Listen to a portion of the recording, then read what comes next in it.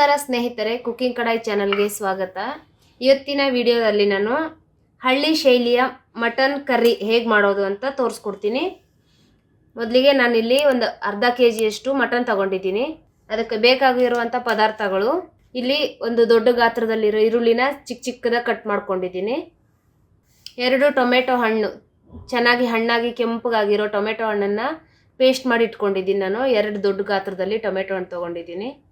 1 ಹಿಡಿಯಷ್ಟು ಕೊತ್ತಂಬರಿ ಸೊಪ್ಪು ಈ ಥರ ಚಿಕ್ಕದಾಗಿ ಹೆಚ್ಚಿಟ್ಕೊಂಡಿದ್ದೀನಿ.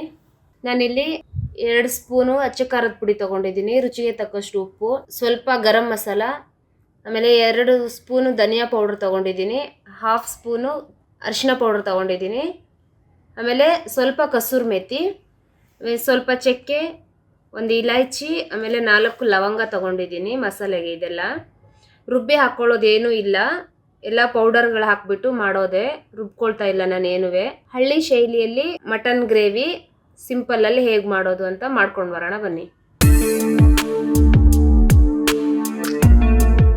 ನಾನು ಮಟನ್ನ ಕುಕ್ಕರಲ್ಲಿ ಮಾಡ್ತಾ ಇದ್ದೀನಿ. ಕುಕ್ಕರಲ್ಲಿ ಮಾಡಿದ್ರೆ ಬೇಗ ಬೇಯುತ್ತೆ. 2ರಿಂದ 3 ವಿಸಿಲ್ ಹಾಕ್ಸಿದ್ರೆ ಸಾಕು, ಮಟನ್ ಬೆಂದೋಗುತ್ತೆ ಚೆನ್ನಾಗಿ.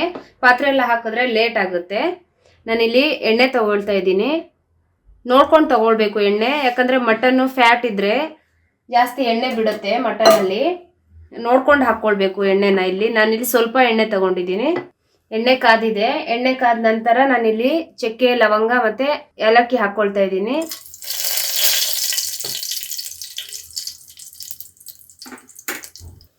ಇವಾಗ ಈರುಳ್ಳಿ ಹಾಕ್ಕೊಳ್ತಾ ಇದ್ದೀನಿ ಮೊದಲಿಗೆ.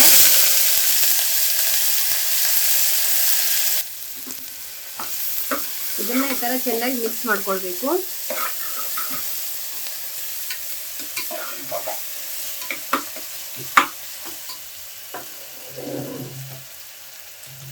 ನಾನಿಲ್ಲಿ ಸ್ವಲ್ಪ ಉಪ್ಪು ತಗೊಳ್ತಾ ಇದ್ದೀನಿ, ಯಾಕಂದ್ರೆ ಈರುಳ್ಳಿ ಬೇಗ ಬೇಯುತ್ತೆ ಉಪ್ಪು ಹಾಕಿದ್ರೆ.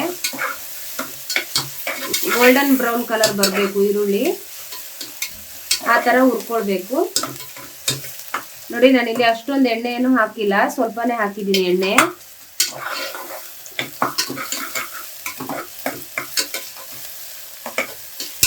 ಈ ಥರ ಚೆನ್ನಾಗಿ ಮಿಕ್ಸ್ ಮಾಡ್ತಾ ಇರಬೇಕು. ಎಲ್ಲ ಕಡೆನೂ ಈರುಳ್ಳಿ ಚೆನ್ನಾಗಿ ಬೇಯುತ್ತೆ. ನೋಡಿ, ಈರುಳ್ಳಿ ಈ ಥರ ಕಲರ್ ಬರಬೇಕು. ನೋಡಿ, ಈ ಥರ ಕಲರ್ ಬಂದಿದೆ. ಇವಾಗ ನಾವಿಲ್ಲಿ ಮಟನ್ ಹಾಕ್ಕೊಳ್ಳೋಣ. ಇದಕ್ಕೆ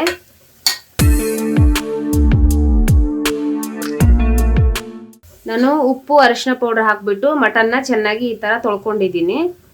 ಮಟನ್ ಯಾವಾಗಲೂ ಅಷ್ಟೇ ನೀಟಾಗಿ ಸ್ವಲ್ಪ ಅರಿಶಿನ, ಉಪ್ಪು ಹಾಕ್ಕೊಂಡು ತೊಳ್ಕೊಳ್ಳಿ.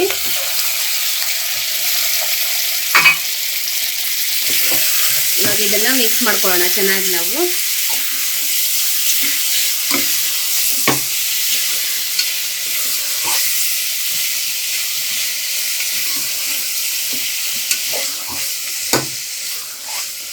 ಮಟನ್ನ ನೀಟಾಗಿ ನೀರೆಲ್ಲ ನೀಟಾಗಿ ತೆಗೆದಿರಬೇಕು. ನೀರು ಇರಬಾರ್ದು ಮಟನಲ್ಲಿ, ಯಾಕಂದರೆ ಮಟನಲ್ಲಿ ನೀರಿದ್ದು ಹಾಗೆ ಹಾಕ್ಬಿಟ್ರೆ ನಾವು ಅದು ಸಪ್ಪೆ ಆಗುತ್ತೆ, ಟೇಸ್ಟ್ ಕೊಡೋದಿಲ್ಲ. ನಾನಿಲ್ಲಿ 1 ಸ್ಪೂನು ಶುಂಠಿ ಬೆಳ್ಳುಳ್ಳಿ ಪೇಸ್ಟ್ ಹಾಕ್ಕೊಳ್ತಾ ಇದ್ದೀನಿ. ನಾನು ಆವಾಗಲೇ ತೋರಿಸ್ಲಿಲ್ಲ. ಇವಾಗ ಇದನ್ನು ಹಾಕ್ಬಿಟ್ಟು ಚೆನ್ನಾಗಿ ಮಿಕ್ಸ್ ಮಾಡಿಬಿಟ್ಟು ನಾವು ಒಂದು 5 ನಿಮಿಷ ಇದನ್ನು ಮುಚ್ಚಿಬಿಟ್ಟು ಬೇಯಿಸ್ಕೊಳ್ಬೇಕು ಹೈ ಫ್ಲೇಮಲ್ಲಿ, ಯಾಕಂದರೆ ಇದು ಮಟನ್ ನೀರು ಬಿಡುತ್ತೆ.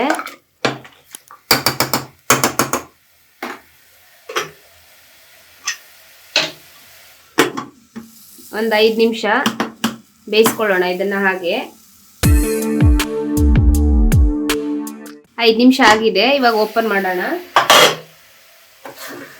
ನೋಡಿ, ಮಟನಲ್ಲಿ ಈ ಥರ ಎಲ್ಲ ನೀರು ಹಿಂಗೋಗ್ಬಿಡ್ಬೇಕು. ಅದಾದಮೇಲೆ ನಾವಿಲ್ಲಿ ಮಸಾಲೆಗಳು ಹಾಕ್ಕೊಳ್ಬೇಕು. ನಾನೇನು ತೋರಿಸ್ದೆ ಈ ಪೌಡರ್ಗಳೆಲ್ಲ ಈಗ ಹಾಕ್ಕೊಳ್ತಾ ಇದ್ದೀನಿ ನಾನು.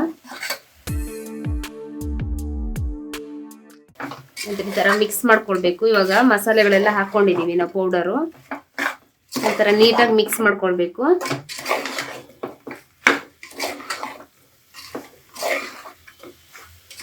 ಸ್ಟವ್ನ ಮೀಡಿಯಮಲ್ಲೇ ಇಟ್ಕೊಳ್ಬೇಕು.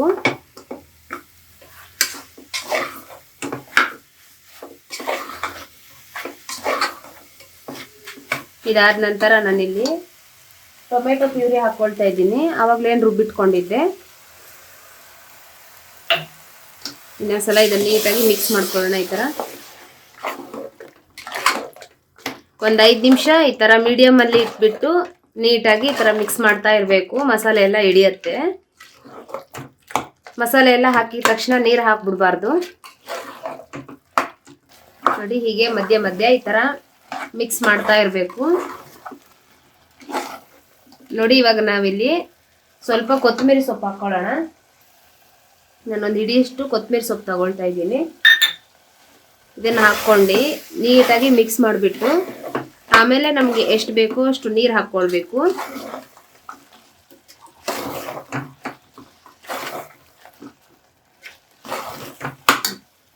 ನೋಡಿ ನಾನಿಲ್ಲಿ ನೀರೊಂದು 3/4 ಗ್ಲಾಸ್ ಹಾಕ್ಕೊಳ್ತಾ ಇದ್ದೀನಿ. ಯಾಕಂದರೆ ನಾನಿಲ್ಲಿ ಅರ್ಧ kg ಮಟನ್ ತೊಗೊಂಡಿದ್ದೀನಿ. ಅದಕ್ಕೆ ಸಾಕು ಅಷ್ಟೇ. ಗ್ರೇವಿ ಸ್ವಲ್ಪ ತಿಕ್ಕಾಗಿ ಬರುತ್ತೆ ನೋಡಿ. ಈ ಥರ ಇದನ್ನ ಇವಾಗ ನಾವು ಮೀಡಿಯಂ ಫ್ಲೇಮಲ್ಲಿ ಇಟ್ಬಿಟ್ಟು 2 ವಿಸಿಲ್ ಹಾಕಿಸ್ಕೊಳ್ಬೇಕು.